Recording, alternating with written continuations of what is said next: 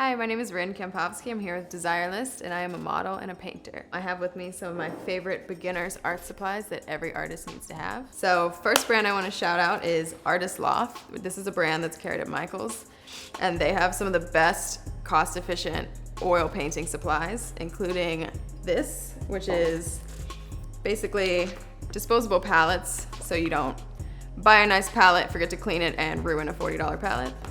And then this is a brush cleaner, which also preserves the lifespan of your brushes. A lot of artists will forget to clean their brushes overnight, ruin their brushes, and having something like this prevents that from happening. My favorite paint brand, Winsor & Newton.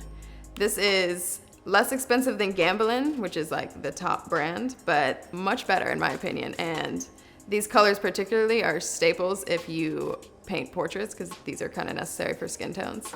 Another cleanup tip is this product, which is awesome. It's awesome, but it's also called awesome. This will get oil paint out of literally anything. Even if you're an oil painter, having acrylic gesso and acrylic paint for your backgrounds and for underneath your oil paint is something that you definitely need to have to start out your paintings. Click on any of these products listed below to learn how I use them.